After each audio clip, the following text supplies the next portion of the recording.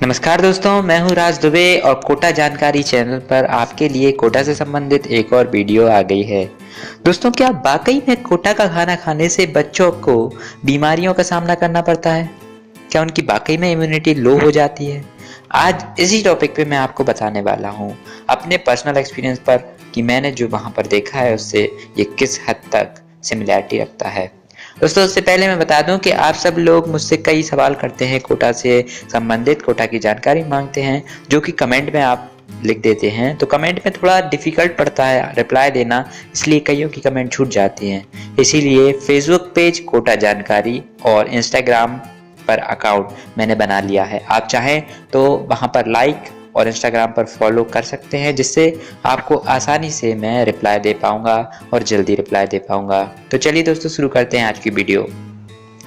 दोस्तों, लोग पूछते हैं कि कोटा का खाना कैसा है। मैं आपको बता देता हूं कि पिछली साल डेंगू और मलेरिया, ये दोनों बीमारियां महामारी की तरह कोटा में फैली हुई थी और इनमें से एक बीमारी डेंगू से मैं भी पीड़ित था और वहाँ से मुझे 10 दिन के लिए अपने घर वापस आना पड़ा, ऑल द वे 500 किलोमीटर। तो ये बीमारी क्या खाने के कारण हुई या वहाँ के एटमॉस्फेयर के कारण हुई, ये मैं आपको बताऊंगा वीडियो के लास्ट में खाने की जानकारी देने के बाद। तो इस वीडियो में पर्पस आज कोटा का खाना है कि मैस हो, हॉस्टल्स की मैस हो या आप खुद से खाना बनाएं, तीनों में से क्या बेहतर है और कैसी क्वालिटी होती है खाने की। दोस्तों, हॉस्टल की मैस की बात करें तो हॉस्टल में जो खाना होता है वो अप्रैल, मई, जून और लगभग जुलाई तक खाने की क्वालिटी वो लोग अच्छी रखते हैं, हॉस्टल्स वाले, अधिकतर हॉस्टल वाले। और जुलाई के मंथ के अंत तक या उसके बाद खाने की क्वालिटी धीरे धीरे गिरने लगती है। अब गिरने लगती से क्या तात्पर्य है? मतलब जैसे कि जो चीज़ सस्ती चल रही है वो लोग वही चीज़ खरीद के आपको ज़्यादा परोसेंगे। जैसे कि सलाद है फॉर एग्जांपल, तो अगर प्याज सस्ती है उस टाइम पर तो वो आपको प्याज रखेंगे सलाद में। अगर ककड़ी सस्ती है तो ककड़ी रखेंगे। सपोज कीजिए टमाटर सस्ता चल रहा है इस टाइम पे तो आपको टमाटर भी मिल जाएगा। तो ये उनका क्राइटेरिया होता है कि जैसे अगर उस टाइम पे पत्ता गोभी चल रहा है ज़्यादा मात्रा में और वो लगभग 15 रुपए का एक मिल जाएगा, 10 का एक मिल जाएगा, तो आपको हफ्ते में ज़्यादा दिन पर पत्ता गोभी देखने को मिलेगा। लेकिन अप्रैल, मई, जून इन 3 महीनों में वो लोग ऐसा नहीं करते हैं। यहाँ पे आपको काफ़ी हद तक छूट मिल जाएगी, खाना अच्छा मिलेगा। क्यों? इसका कारण ये होता है कि सारे पेरेंट्स बच्चे का एडमिशन अप्रैल, मई, जून इन 3 महीनों के अंदर कराते हैं। ये टाइम होता है पेरेंट्स चखते हैं खाना और जजमेंट करते हैं कि किस हॉस्टल का खाना अच्छा है। और लगभग ज़्यादा पेरेंट्स जो है वो खाने को देख के ही हॉस्टल तय कर लेते हैं। बच्चे हैं जो अलग चीज़ों को भी देखते हैं, थोड़ा अपना एटमॉस्फेयर भी देखते हैं, लेकिन पेरेंट्स खाने पर ज़्यादा फोकस करते हैं। तो हॉस्टल्स वाले खाना अच्छा रखते हैं, वैरायटी रखते हैं, फूड, रायता, तरह तरह की चीज़ें रखते हैं। ये जो है हॉस्टल वालों का तरीका होता है पेरेंट्स को अट्रैक्ट करने का। लेकिन मैं आपको बता दूं कि जुलाई के बाद खाने की क्वालिटी गिरती है। सपोज कीजिए कि दिवाली के बाद जब मैं अपने हॉस्टल वापस गया था तो वहाँ पर आलू की सब्जी ज़्यादा हुआ करती थी। और मैं अपने हॉस्टल्स का नाम नहीं लेना चाहूँगा ताकि वो एक अलग मैटर हो जाता है। तो आलू की सब्जी हफ्ते में 5 दिन बनने लगी थी और वो आलू की सब्जी उतनी अच्छी भी नहीं होती थी और उसमें नमक कम होता था, मिर्ची कम होती थी, सूखे सूखे से आलू उबले हुए और हल्की सी हल्दी डली हुई है और सूखे आलू की सब्जी होती थी। तो आप समझ सकते हैं वो उसकी क्वालिटी उतनी अच्छी नहीं होती थी। अब दोस्तों, बात करते हैं कि अदर मैस कैसे बिहेव करती हैं। तो दोस्तों, अदर मैस जो होती हैं उनका भी खाने की क्वालिटी उतनी अच्छी तो नहीं होती है, लेकिन वो कुछ हद तक मैस सही होती है क्योंकि उन्हें अपने जो कस्टमर्स हैं वो महीने के बेसिस पे चाहिए होते हैं। बच्चों को वो टोकन देती है 1 महीने का, अगले महीने तक का। तो उन्हें 1 महीने तक अपनी मैस को बचानी है, हर महीने उसकी जद्दोजहद करनी है, प्रमोशन करनी है। तो वो कुछ हद तक खाना अच्छा रखते हैं, वैरायटी होती है, क्वालिटी होती है, अच्छी मात्रा होती है और उसका प्राइस भी वो सही ढंग से रखते हैं। तो जो बाहर मैस होती हैं, ओपन मैस, वो काफ़ी हद तक सही रखते हैं अपनी क्वालिटी को बजाय हॉस्टल्स की। क्योंकि हॉस्टल्स वाले जो हैं वो मैस के नाम पर बस आपको एक प्रलोभन दे रहे हैं ताकि आपको ये लगे कि हॉस्टल के साथ साथ मैस भी है, तो ये एक तरीके से हमारी सुविधा में है, हमें अलग से मैस नहीं करनी पड़ेगी। तो वो भी है एक तरीके से फैसिलिटी दे रहे हैं आपको कि एक्स्ट्रा मैस है, आपको भगने की जरूरत नहीं है कहीं पे। तो वहाँ पे वो उस सुविधा को बेहतर नहीं करेंगे। कुछ हॉस्टल्स अच्छे हैं फिर भी मैं मानता हूँ। मैं बात कर रहा हूँ यहाँ पे अधिकतर हॉस्टल्स की, सारे हॉस्टल्स की नहीं कर रहा हूँ। हो सकता है ये वीडियो कुछ ऐसे बच्चे देख रहा हो जहाँ पे खाना अच्छा हो तो वो मेरी बात से इत्तेफाक ना रखें। तो भाइयों, आप लोग से मेरा निवेदन है कि ये जो है अधिकतर मैसेज के बेस पे, जहाँ तक मैंने अपने दोस्तों से बात की थी शुरुआत में और अंत में, तो उस आधार पे मैं बता रहा हूँ। हो सकता है कई हॉस्टल्स का अच्छा हो और उनको किसी भी तरीके से ठेस पहुंचती है तो मैं माफ़ी चाहता हूँ, लेकिन अधिकतर मैसों का ये होता है। और मैं ये एक तरीके से बिजनेस आइडिया ही होता है। कोटा में जो लाखों हॉस्टल्स वाले हैं वो एक तरीके से बिजनेसमैन हैं, तो उन्हें पता होता है कि हमें क्या रखना है। फिर अच्छा बात आती है कि आप शिकायत कर सकते हैं, तो बच्चे शिकायत करते हैं, लेकिन शिकायत पे 1-2 दिन फॉलो किया जाता है, हफ्ते भर उनकी शिकायत को मान्यता दी जाती है, उसके बाद खाने की क्वालिटी वापस से वही हो जाती है। होता क्या है कि मेस में ये सारे मेस वाले जो होते हैं वो चावल हैं, तो जैसे कोटा में पता है लोगों को कि बच्चे इतने सारे हैं, मेस में चावल की ज़रूरत होती ही होती है, रोज़ बनते हैं। तो वहाँ पे एक चावल उत्पादन केंद्र या फिर एक फैक्ट्री डल गई है जहाँ पे चावल आता है।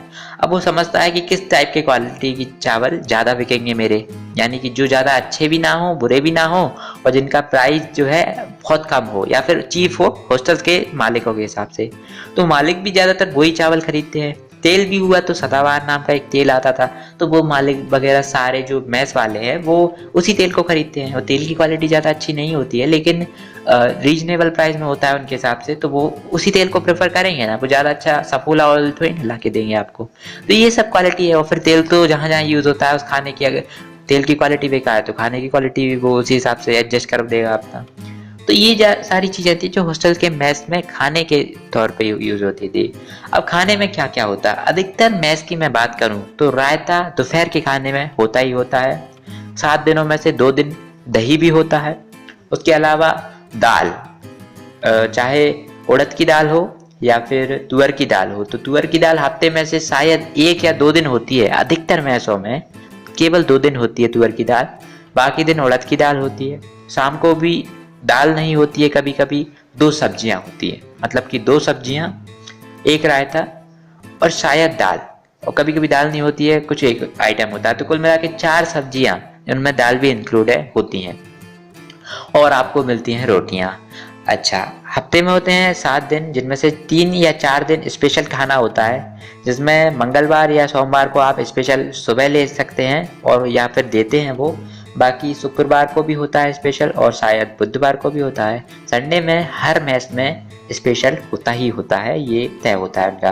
संडे को जैसे कि पनीर की सब्जी हो गई है और पराठे वगैरह हो गए हैं, या मान लीजिए साउथ इंडियन खाना दे दिया, या फिर कुछ अलग से चाउमीन वगैरह दे दी, या फिर पिज़्ज़ा दे दिया। तो ये सारे जो हॉस्टल्स की अपनी क्षमता है वो उस पर देते हैं। वो डिपेंड करता है कि कितने पैसे वो आपसे ले रहे हैं, किस रेट पे वो हॉस्टल आपको दिया गया है, उसकी ब्रांडिंग क्या है, इन सारी चीज़ों पे वो हॉस्टल डिपेंड करता है कि आपको कैसा खाना प्रोवाइड करता है हॉस्टल।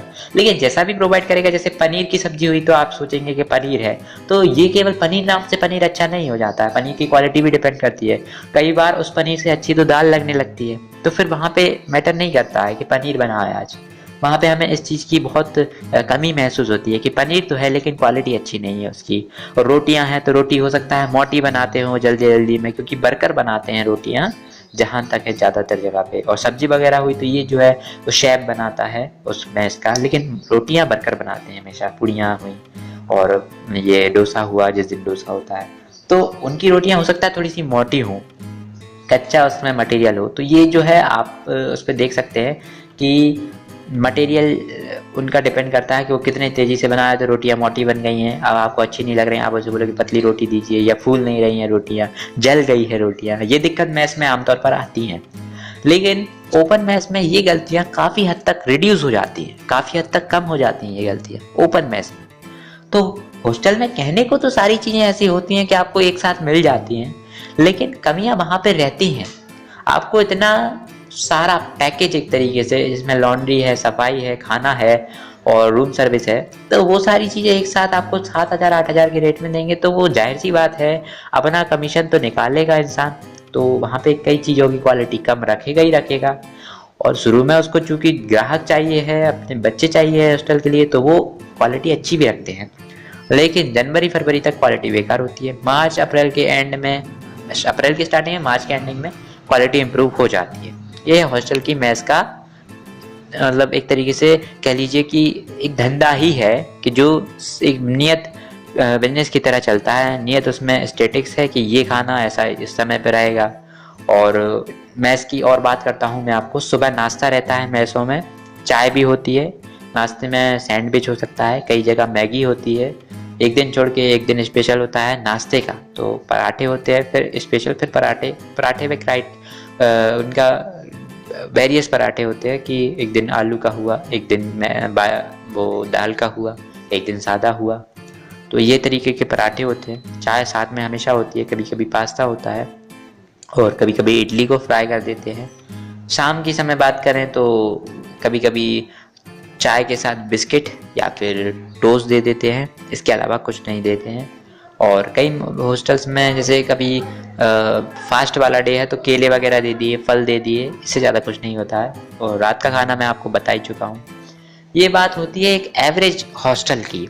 कहीं पे अगर अच्छा हॉस्टल है तो वहाँ पे डेफिनेटली वो थोड़े आइटम्स बढ़ा देते हैं, क्योंकि आप जब पहली दफ़ा जाएंगे उस हॉस्टल में तो आप अधिकतर, मैं बताता हूँ आपको, 80% पेरेंट्स जो हैं वो संडे को जाते हैं, क्योंकि उनका हॉलीडे पड़ता है, संडे को जाते हैं। और संडे को स्पेशल हर हॉस्टल में होता है। 90% हॉस्टल, इवन 99% हॉस्टल्स में और मेस में संडे को स्पेशल होता है। तो पेरेंट्स भी संडे को ज़्यादा जाते हैं और संडे को ही स्पेशल होता है, तो पेरेंट्स को वही स्पेशल खाना मिल जाता है।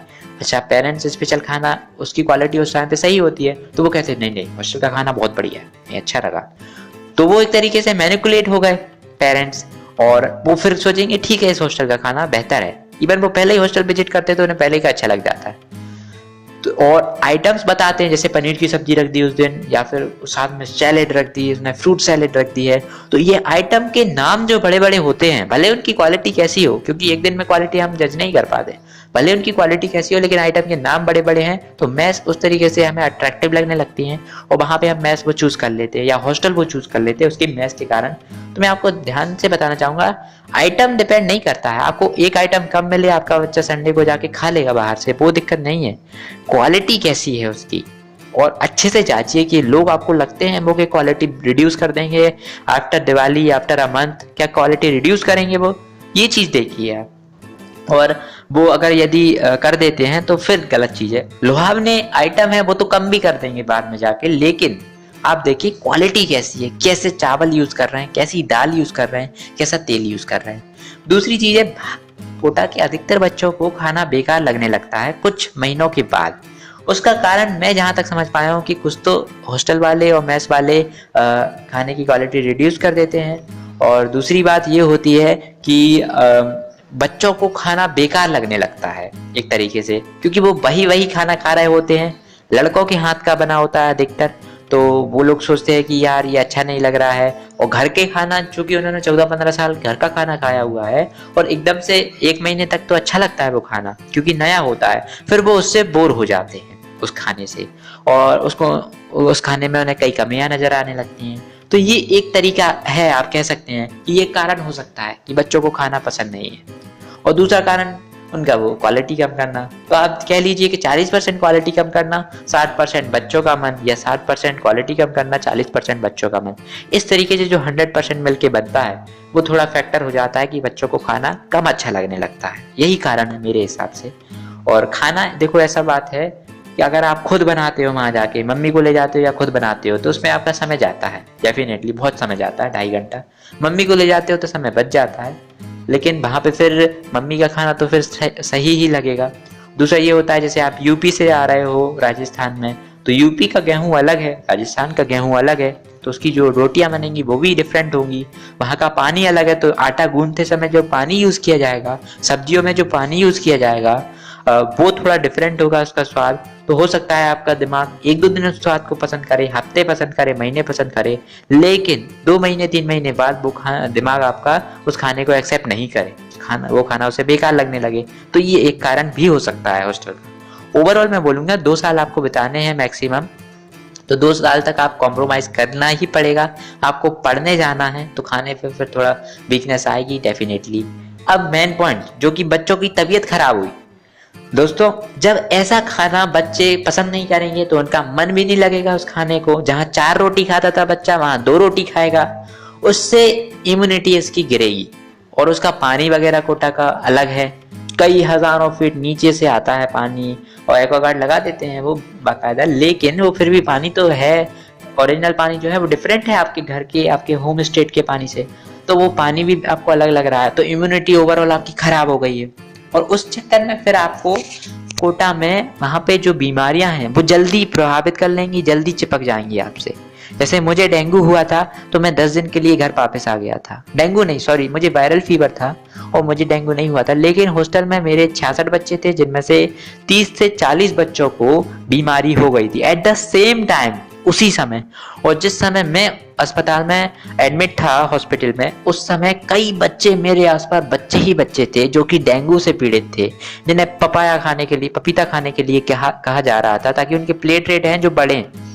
और आप बिलीव नहीं करेंगे, अच्छे हट्टे कट्टे बच्चे भी उस तरीके से परेशान हो रहे थे उस डेंगू की बीमारी से, जिन्हें कोई चांसेस ही नहीं थे कि उन्हें बीमारी हो। वो कहते थे हमें 5 साल से कोई बीमारी नहीं हुई, यहाँ आके हो गई। तो इसका डेफिनेटली कारण है एटमॉस्फेयर, प्लस 60% में कहूंगा कि इम्यूनिटी खराब हो जाती है उनकी। किससे? खाने की क्वालिटी से। खाना खाने का मन नहीं करता है तो रोग प्रतिरोधक क्षमता उनकी गिर जाती है, और वो गिर जाने से कोई बीमारी जो है, जैसे तो शुरुआत में 10% करके आती है, तो हम क्या करते हैं, उससे लड़ लेते हैं, हम अच्छा खाना खाने लगते हैं, पानी पी लगते हैं, हमारी हालत थोड़ी डाउन हो जाती है तो हम रेस्ट कर लेते हैं, तो उससे बीमारी भाग जाती है। कई बार बीमारी हमसे दूर हो जाती है बजाय कि वो बहुत बड़ी बीमारी बने, लेकिन वहां पे वही बीमारी छोटी सी जो आती है वो पनप जाती है। क्यों? क्योंकि लोगों के शरीर में उतनी क्षमता नहीं बचती है उस टाइम पर। और ये पिछले साल डेंगू और मलेरिया फेमस थे, उसके पहले स्वाइन फ्लू फेमस था।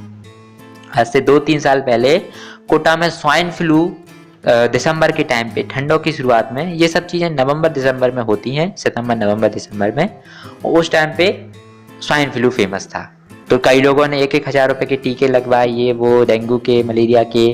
तो वैक्सीनेशन अच्छा उपाय है, लेकिन मैं नहीं समझता उतना कारगर है। आप लगवा लीजिए, अच्छी बात है। आपके यहाँ कोई और उपाय है, घर पे है या आपके खुद के माइंड में है, तो वो अपना लीजिए, वो भी अच्छा उपाय है। और बचिए। और कहाँ यार, मच्छर से कहाँ बच पाओगे आप। तो जब ऐसी बीमारी आपको लगे कि आ रही है, तो आप वहां से बचने के लिए और अपने आप को कवर करके रखिए, चीजें यूज करिए, ओडोमॉस वगैरह, ये सब चीजें। इस बीमारी वाले टॉपिक पे भी अगले सेशन में मैं एक वीडियो बनाऊंगा, यहाँ पे आप बीमारियों को पहले से कैसे बचे। क्योंकि दोस्तों उस समय पे आप घर जब वापस आओगे, 10 से 15 दिन आपके वेस्ट हो जाएंगे, कोर्स कितना छूट जाएगा, हो सकता है आपका लाइफ का टर्निंग पॉइंट बन जाए। तो इस विषय पे मुझे लगता है ये एक जरूरी टॉपिक है, बीमारी से रिलेटेड है, तो मैं आपको जरूर इस पे जानकारी दूंगा अगले इसमें। किसी बात का बुरा लगे तो मैं क्षमा चाहता हूँ, ये मेरा ओपिनियन था। आपको अपना ओपिनियन अगर देना है तो आप उस पर कमेंट में लिख दीजिए, पर भाई मुझे गलत बुरा मत कहिएगा, जो भी है, क्योंकि मेरा ओपिनियन था, मैं बता रहा हूँ जानकारी, आपको अपनी जानकारी बताना है। मैं गलत हूँ तो मुझे कह दीजिए भाई आप गलत हो, और आप अपना पॉइंट ऑफ व्यू रख दीजिए, और मैं स्वीकारूंगा उसे डेफिनेटली, और कोई बैर नहीं है, मेरा अपना ओपिनियन था। वीडियो को लाइक, सब्सक्राइब आगे की जानकारी के लिए, और शेयर कर दीजिए किसी को ज़रूरत हो तो।